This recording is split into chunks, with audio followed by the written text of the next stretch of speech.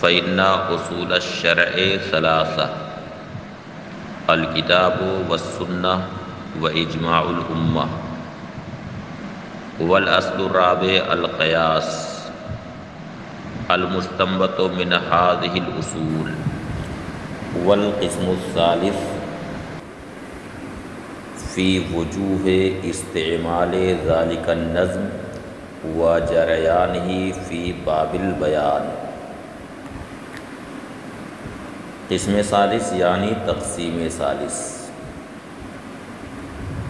اس نظم کے وجوہ استعمال اور باب بیان میں اس نظم کے جاری ہونے کے تعلق سے، یعنی نظم کا استعمال اسی معنی میں ہوا جس معنی کے لیے اس کی وضع ہوئی ہے، یعنی معنی موضوع لہ میں استعمال ہوا، یا پھر کسی اور معنی میں استعمال ہوا جس کے لیے اس نظم کی وضع نہیں ہوئی۔ پھر اس نظم سے جو معنی مراد لیا گیا وہ معنی بالکل ظاہر و باہر ہے، یا وہ معنی مراد مستتر ہے، پوشیدہ ہے۔ اس اعتبار سے یہ تیسری تقسیم ہے۔ اس لیے مصنف نے کہا والقسم الثالث فی وجوہ استعمال ذالک النظم، تیسری تقسیم اس نظم کے وجوہ استعمال اور باب بیان میں اس کے جاری ہونے کے تعلق سے ہے۔ وہی اربعۃ، اور یہ چار قسمیں: الحقیقۃ والمجاز والصریح والکنایہ، حقیقت اور مجاز، صریح اور کنایہ، یعنی نظم کا استعمال اگر اسی معنی میں ہوا جس معنی کے لیے اس نظم کی وضع ہوئی ہے تو اسے حقیقت کہا جاتا ہے، اور اگر اس نظم کا استعمال غیر معنی موضوع لہ کے لیے ہوا، یعنی کسی اور معنی میں اس کا استعمال ہوا جس کے لیے اس نظم کی وضع نہیں ہوئی تھی تو وہ مجاز۔ تو یہ دونوں قسمیں وجوہ استعمال سے متعلق، اور صریح اور کنایہ یہ ہے دوسری شق جس کا ذکر مصنف نے جریان ہی فی باب البیان سے کیا ہے۔ اس دوسری شق کا بیان اسی سے کیا ہے، تو یہ صریح اور کنایہ اس سے متعلق، یعنی معنی مراد نظم سے اگر ظاہر و باہر ہے تو وہ صریح ہے، اور اگر ظاہر نہیں ہے، مستتر ہے، پوشیدہ ہے تو وہ کنایہ۔ اس طرح سے اس تقسیم کے تحت چار قسمیں ہوئیں: حقیقت، مجاز، صریح اور کنایہ۔ فالحقیقۃ اسم لکل لفظ ارید بہ ما وضع لہ۔ حقیقت کی تعریف یہ ہے کہ اسم لکل لفظ، یعنی حقیقت ہر اس لفظ کا نام ہے، ارید بہ ما وضع لہ، جس سے وہ معنی مراد لیا گیا ہو جس معنی کے لیے اس لفظ کی وضع ہوئی، یعنی لفظ کا استعمال معنی موضوع لہ میں ہوا ہو تو وہ حقیقت ہے۔ والمجاز، اسم لکل لفظ ارید به غیر ما وضع له لاتصال بینہما، اور مجاز ہر اس لفظ کا نام ہے جس سے غیر معنی موضوع لہ مراد لیا گیا، مگر ایسا نہیں ہے کہ غیر معنی موضوع لہ یوں ہی مراد لے لیا گیا، بلکہ معنی موضوع لہ یعنی لفظ کے معنی حقیقی اور غیر معنی موضوع لہ یعنی معنی مجازی دونوں کے درمیان کوئی اتصال، کوئی ربط، کوئی علاقہ چاہیے۔ اسی اتصال کی بنیاد پر، اسی علاقہ یعنی تعلق کی وجہ سے لفظ بول کر معنی موضوع لہ مراد نہیں لیا گیا، بلکہ غیر معنی موضوع لہ مراد لیا گیا۔ اب دونوں کے درمیان اتصال خواہ معنن ہو یا وہ اتصال صورتاً، اتصال معنوی کا مطلب یہ ہے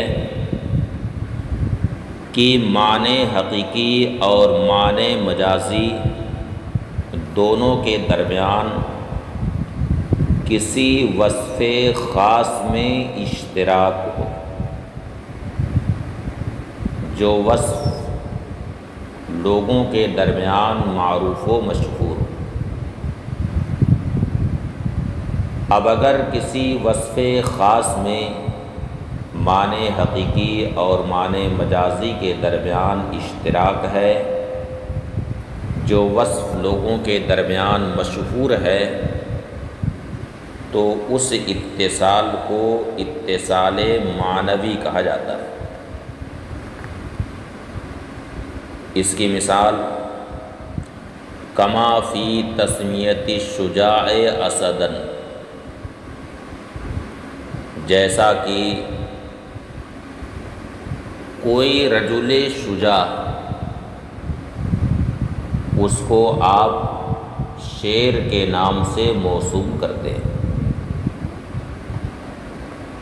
تو یہاں کسی رجل شجاع کو اسد کے نام سے جو موسوم کیا گیا، تو اسد سے وہاں معنی حقیقی مراد نہیں بلکہ معنی مجازی مراد ہے، اور دونوں کے درمیان یعنی معنی حقیقی اور معنی مجازی، معنی حقیقی اسد کا تو حیوانی مفترس ہے، اس معنی حقیقی اور معنی مجازی یعنی رجل شجاع کے درمیان ایک وصف خاص یعنی بہادری میں اشتراک ہے، اور یہ وصف لوگوں کے درمیان مشہور بھی۔ چنانچہ آپ جب اسٹیج پر ہوتے ہیں اور ناظم اجلاس کسی قد آور خطیب کا اعلان کرتا ہے، کسی قد آور شعلہ بار خطیب کا اعلان کرتا ہے، تو کہتا ہے کہ شیر کی آمد ہے کہ رن کانپ رہا، رن ایک طرف چرخ کہن کانپ رہا۔ اب ظاہر ہے کہ یہاں شیر سے اس کا حقیقی معنی مراد نہیں ہے، ورنہ اگر حقیقی شعر مجمع میں آ جائے تو پھر مجمع میں کسی کا پتہ نہیں لگے گا، بھاگتے بھاگتے راستہ نہیں پائیں گے۔ تو یہاں معنی مجازی مراد۔ اسی طرح سے والبلید حمارن، یعنی بے وقوف آدمی کو عرف میں گدھا کہا جاتا ہے، تو بلید کو گدھا کہا جاتا ہے، چنانچہ عام طور سے لوگ استعمال کرتے ہیں کہ گدھا ہے، تو ظاہر ہے کہ یہاں حمار سے حیوان ناہق مراد نہیں ہے، بلکہ اس کا معنی مجازی مراد ہے، اور دونوں کے درمیان ایک وصف خاص یعنی حماقت میں اشتراک ہے۔ یہ سب اتصال معنوی کی مثال ہے۔ اور کبھی معنی حقیقی اور معنی مجازی کے درمیان اتصال ذاتاً ہوتا ہے۔ یہاں ذاتاً معنن کے مقابل میں مصنف نے ذکر کیا، اور یہ تقابل اس بات پر دلالت کر رہا ہے کہ ذاتاً سے مراد یہاں صورتاً، یعنی معنی حقیقی اور معنی مجازی کے درمیان اتصال صورتاً۔ صورتاً اتصال کا مطلب ہے کہ صورت مجاز صورت حقیقت سے ملی ہوئی، دونوں صورتیں ایک دوسرے سے ملی ہوئی، تو ایسے اتصال کو اتصال ذاتی یا اتصال صوری کہا جاتا ہے۔ کما فی تسمیت المطر سماءً، جیسا کہ مطر کو سما کے نام سے موسوم کیا جاتا ہے۔ یہاں سما سے مراد سحاب یعنی بادل، یعنی بارش کو بادل کے نام سے موسوم کر دیا جاتا ہے۔